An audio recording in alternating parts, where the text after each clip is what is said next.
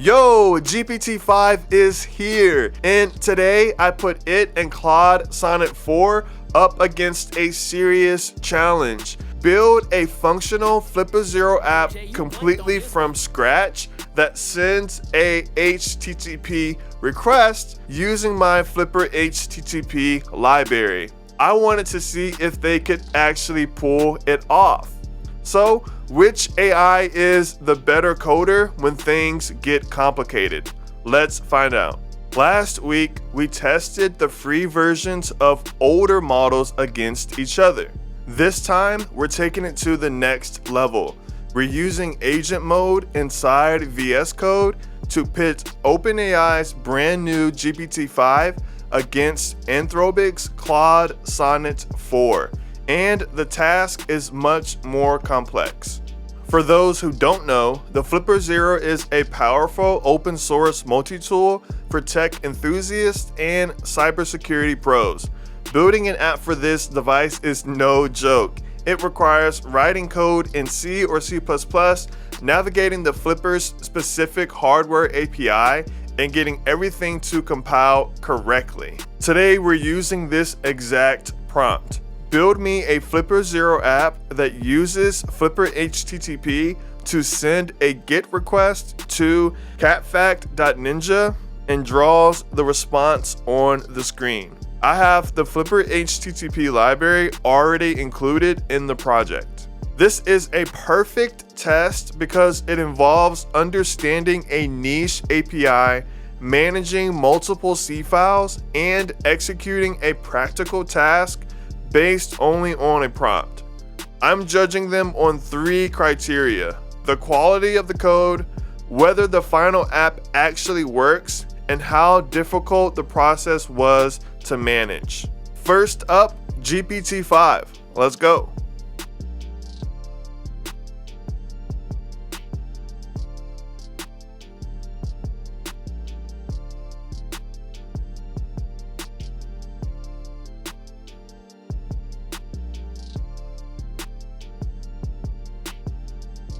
It's finally done. At first, it seems like it froze for a bit, and then I guess it caught itself and delivered the code. Honestly, the response was much slower than I expected. GPT seemed to spend a lot of the time thinking or planning before we got an actual response. That careful process could be a significant feature, as it's designed to think harder about complex problems. Now let's build the app and see if it works.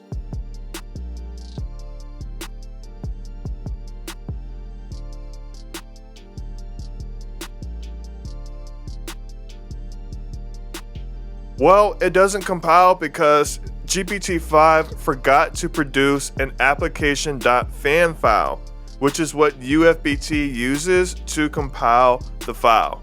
Now, maybe it was aware of that and let us know in the instructions. So let's take a brief look.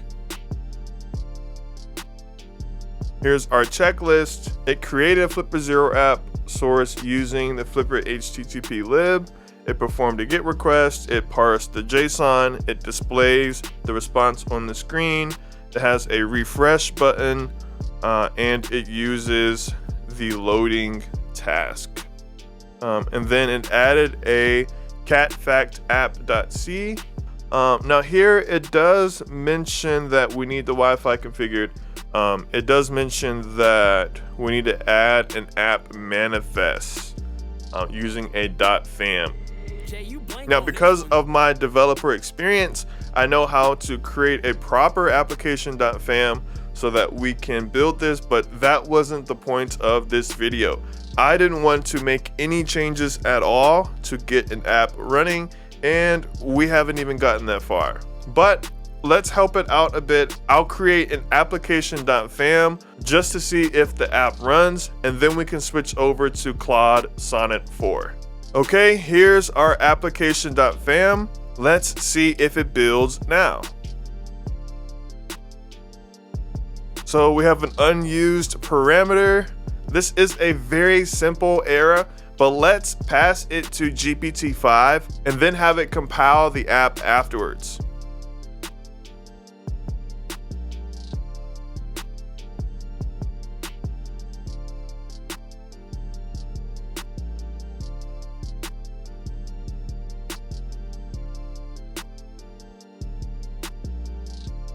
Well, it looks like we're stuck. It needs some major help for me to really continue this going.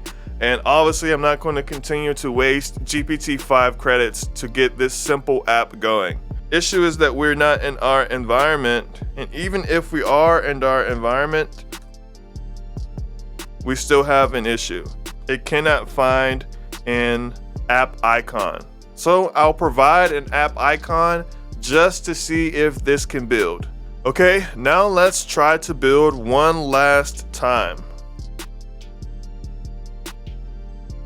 Now it did build somewhat successfully, but it seems like it forgot to include Flipper HTTP, which is why the symbols are not resolved. But let's move on to Claude Sonnet 4. This is getting very tedious and I'm done working with GPT-5. Next up is Claude Sonnet 4.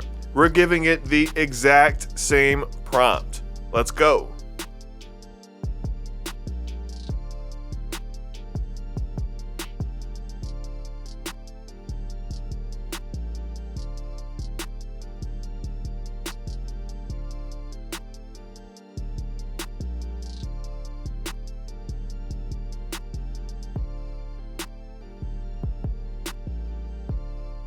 Now, the next command it wants us to do is probably not going to work because we're using UFBT to build the Flipper apps. But let's give it a try.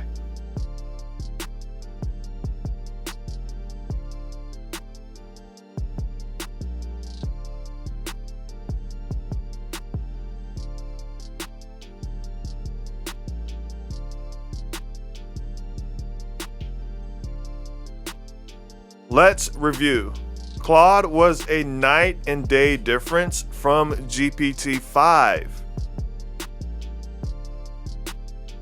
It not only created a application.fam, it also explained more intelligently how everything works. Notice that it even told us that we need an app icon. Let's take a quick look at the code.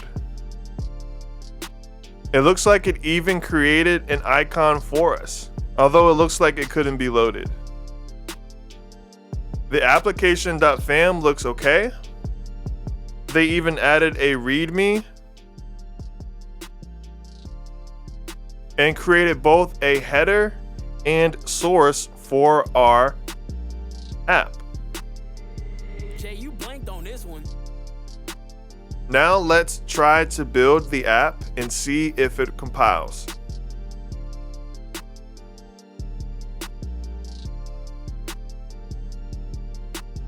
Looks like a few errors. Let's copy and paste these into Claude and see if it can figure it out.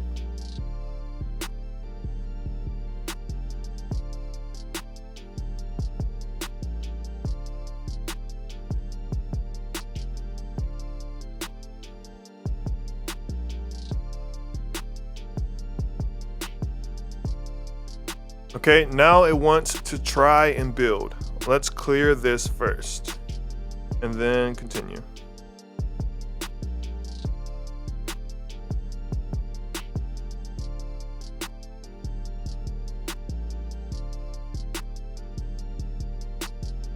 Claude fixed our issues and gave us a summary of what it changed. Not only that, it also built the app successfully. Now that the app is built, let's connect our FlipperZero and give it a test. To do that, we can use UFBT launch. Let's clear UFBT launch. Unexpected response, preload failed. Let's try that one more time.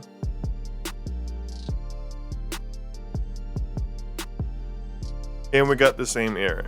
Let's take a look at the application.fam. I think we Let's see, let's take that out. No private libs. We also don't need this sources, but let's give this a build now and let's see what happens. Nope, same thing. We'll give Claude one more chance, just like we did GPT-5, to get the app running on our Flipper.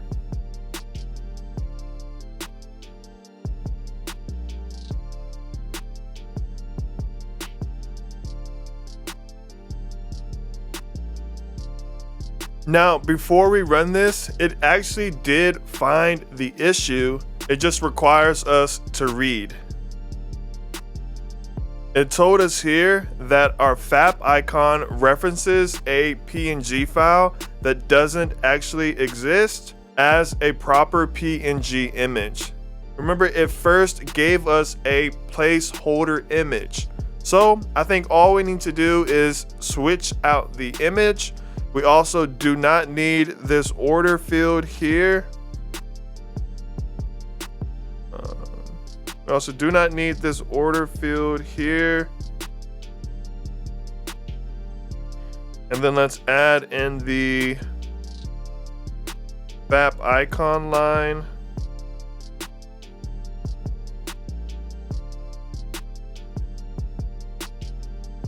And I'm going to add an icon from a previous app. Okay, let's remove this fake one. And let's change this to catfacts.png, which should match our FAP icon. And then now, if we try to launch, it should launch if it did everything correctly. And there we go, it launched. Let's flip over to QFlipper.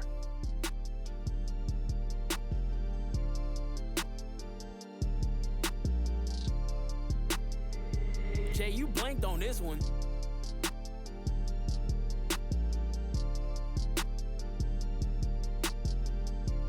Rebuild.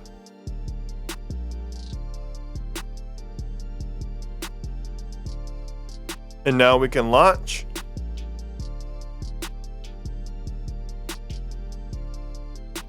Now it wants to make another edit.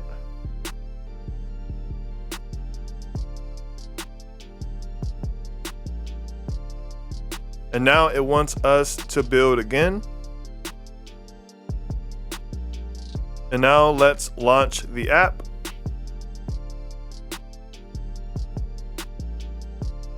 Let's review the changes. And now let's open QFlipper and see the app.